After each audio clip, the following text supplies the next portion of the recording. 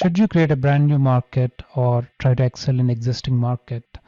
It's basically the comparison between blue ocean strategy versus red ocean strategy. So what is a blue ocean strategy? The closest real world example I can take is assume that you have identified an island, a treasure island, where you have treasure and nobody knew about that island except you. You go there, explore the island and take all the treasure. Or in other words, in business terms, you would create a brand new industry or a brand new niche which was previously inexistent. Nobody knew about it, but only you. So what qualifies a business to be falling under blue ocean strategy? Number one, you should not have any competitors, or there are very limited firms who are competing in your niche or your industry.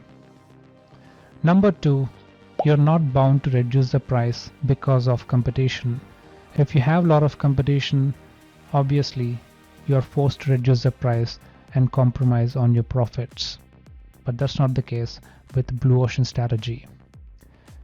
Number three, your industry is not existing today because you're creating a brand new industry that even your end users are not familiar with. I'll give you an example pretty soon and then you'll understand what I mean. Number four, your demand is created and is not fought after.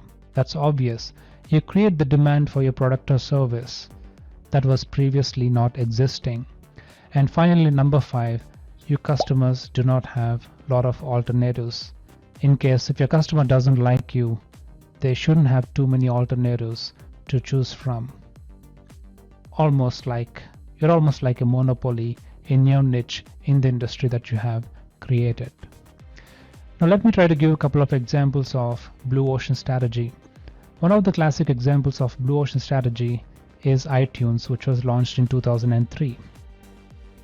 Before iTunes, all the end users or the music listeners would have to walk all the way to the nearby store, purchase CDs or DVDs to listen to their favorite albums. And they don't even have flexibility to purchase one or two songs in the album.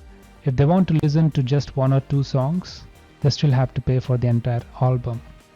Another problem we had before 2003 was people are not willing to pay for stuff that they're getting for free with piracy. With iTunes, however, they have created a platform where all the artists can publish their albums, and with a very nominal price, people can pay for those albums. Or if they want to purchase one or two songs, they have that flexibility as well, and they don't have to walk all the way to physical store to purchase their favorite music. And people who were preferring to download for free on the internet are rather preferring to pay a little amount and get high quality music. So iTunes has created a brand new niche in the world of digital music experience, and they captured a lot of market in that segment, and hence they were so successful. Another example is Jio. Before Jio, nobody knew about 4G, and Jio, when it was first launched, it went from zero to it captured majority of the market within a span of 2 months. So that's a blue ocean strategy. The opposite of this is the red ocean strategy, and obviously there you have a lot of competition. You're bound to reduce your price, and sometimes it may even kill your startup. You talk about any Fortune 500 companies, they always followed blue ocean strategy. They are the innovators. They created a brand new niche. They created a brand new market which was previously inexistent. And they always strive to invest in startups which fall in the category of blue ocean. They would pay any amount to acquire those startups which are innovative, which create that brand new niche, because they knew the potential of startups that follow blue ocean strategy versus red ocean strategy, where you already have a lot of established companies and firms who are burning all their investors' money to give freebies and offers to their customers just to capture the market. It's really hard for a brand new startup with very limited funding to excel in red ocean. So to conclude, blue ocean strategy is obviously sounds better, and it's just not me saying, it is based on the statistics of over 100 years. 90% of startups which fail would fall in red ocean category. They thrive to excel in the market, but they're unable to due to competitive pressure. However, in blue ocean strategy, you will not only be able to scale faster, but since you have the flexibility to not compromise on price, you can generate higher revenue and make it to those top successful companies. But that being said, you might be thinking blue ocean strategy is the way to go. However, that may not be the case always. Consider these challenges that you might come across while you follow blue ocean strategy.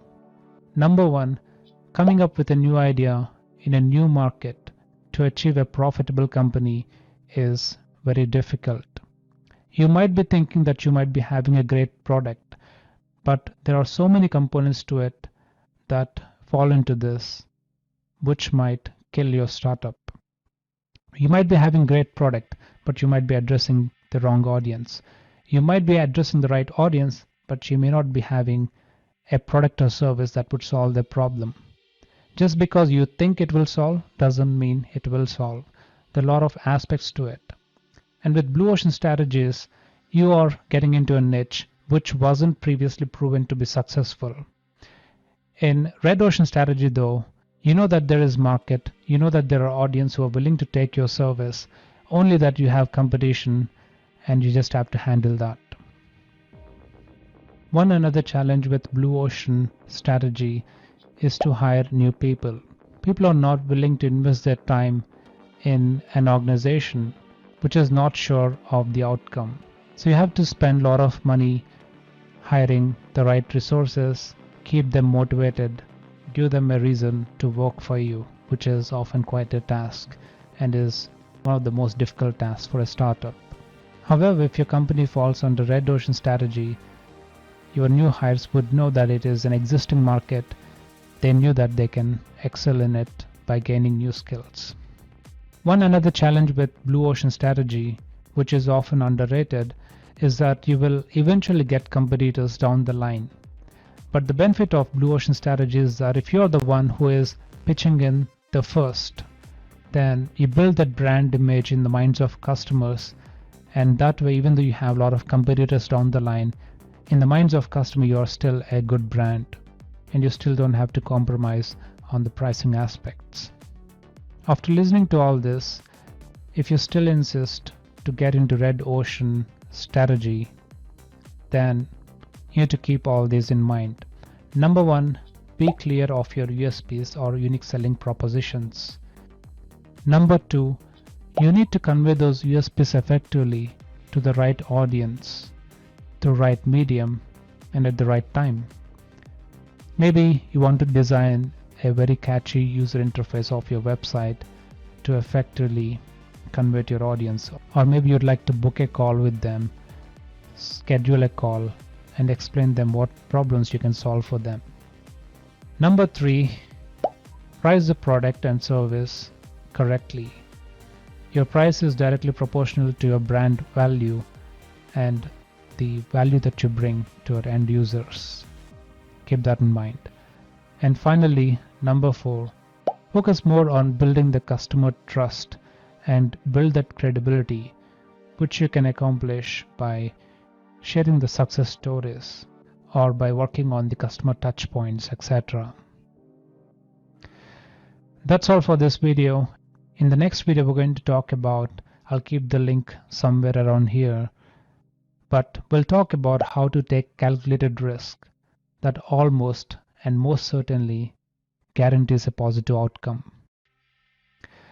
Also, if you want to join our community, I'll keep the link in the description. You can join the community, and if you give your email address, I can also share a lot of valuable content like this over your email. Thank you for listening, and do make sure to subscribe and like the video, and if you have anything to say, you can put the comment.